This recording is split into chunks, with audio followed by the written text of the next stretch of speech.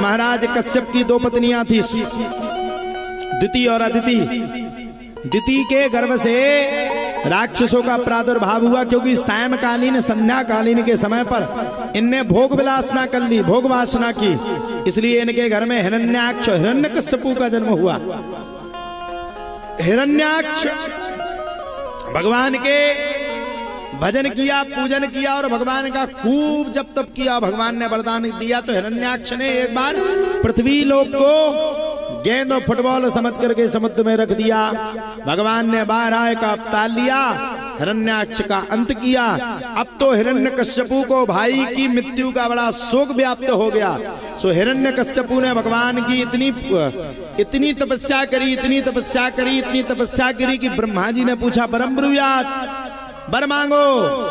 तब इसने कहा ना दिन में मरूं, ना रात में मरूं, ना सुबह मरूं, ना शाम को मरूं, ना जीव से मरूं, ना जंतु से मरूं, आपके बनाए हुए संसार में किसी भी प्रकार के प्रयोजन से ना मरूं, कभी भी मुझे अपने प्राणों का त्याग ना करना पड़े, 12 महीनों में से ना मरूं। भगवान ने कह दिया तथास्तु। और तथास्तु को कहने के तत्पश्चात ही, भगवान के तथास्तु कहने के तत्पश्चात ही ये इतना अपने आप को शक्तिशाली समझने लगा, इतना शक्तिशाली समझने लगा, इतना शक्तिशाली की शक्ति के मद में आकर के ये अपने आप को भगवान के रूप में पूजने लगा। और जब भैया ये अपने आप को भगवान के रूप में पूजने लगा तो इसके घर में 4 संतान हुई और उसमें से एक प्रमुख संतान हुई जिसका नाम पड़ गया प्रहलाद जी। साहब कहा जाता प्रहलाद जी भगवान के अनन्य भक्त हुए। ऐसे भक्त, ऐसे भक्त, ऐसे भक्त जिसकी कोई सीमा नहीं, भगवान की बड़ी भक्ति करते थे। एक दिन प्रहलाद जी से हिरण्यकश्यपु ने पूछा, बताओ तुम्हारे यहाँ कौन से देवता की पूजा करना चाहिए? सो प्रहलाद जी ने कह दिया, श्रवणम कीर्तनम विष्णु स्मरणम पादसेवनम अर्चनम वंदनम साख्यमात्म निवेदनम। श्रवण भी भगवान विष्णु का करो, स्मरण भी भगवान विष्णु का करो, ध्यान भी भगवान विष्णु का करो। और अब तो इसको इतना क्रोध आया, इतना क्रोध आया कि क्रोध में आकर के अब की बार इसने क्रोध में आकर के भगवान विष्णु के अपने शत्रु का नाम सुनकर के प्रहलाद जी के ऊपर खूब चढ़ाई कर दी। प्रहलाद जी को चट्टान से फेंका और जब फेंका तो प्रहलाद जी को मन में बड़ा निश्चय था, भगवान मुझे बचा लें। और प्रहलाद जी भगवान का खूब भजन करवे, खूब भजन करवे, खूब कीर्तन करवे। और प्रहलाद जी महाराज जब भगवान का कीर्तन किया, जब उसने चट्टान से फेंका तो भगवान के ऊपर भरोसा रख करके प्रहलाद जी महाराज खुशी खुशी कूद गए। और भगवान ने देखा कि मेरा भक्त मेरा भजन कर रहा है, तो भक्त को देख करके भगवान ने भी चतुर्भुज रूप धारण करके प्रहलाद जी को अपनी गोदी में धारण कर लिया। वही परमात्मा है, वही परमात्मा।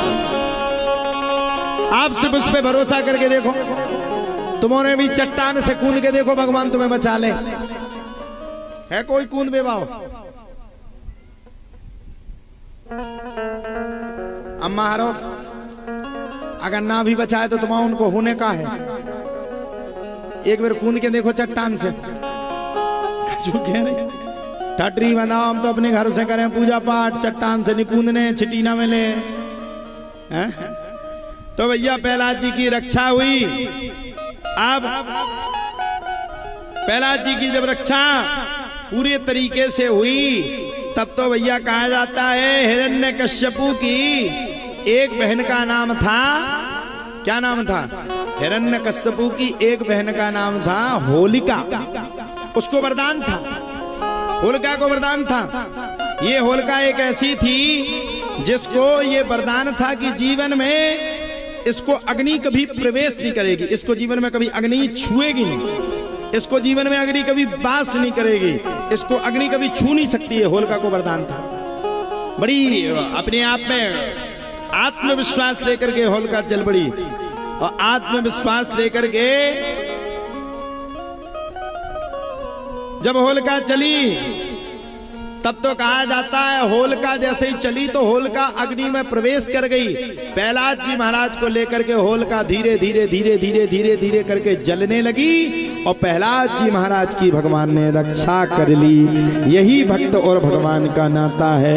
प्रहलाद जी ने भी भगवान के चरित्र को पूर्ण किया और भगवान के चरित्र को पूर्ण करने के बाद प्रहलाद जी से एक दिन हिरण्यकश्यपु ने पूछा, बता तेरा भगवान कहाँ है? प्रहलाद जी ने कहा, पृथ्वी के कण कण में क्षण क्षण में मेरा भगवान।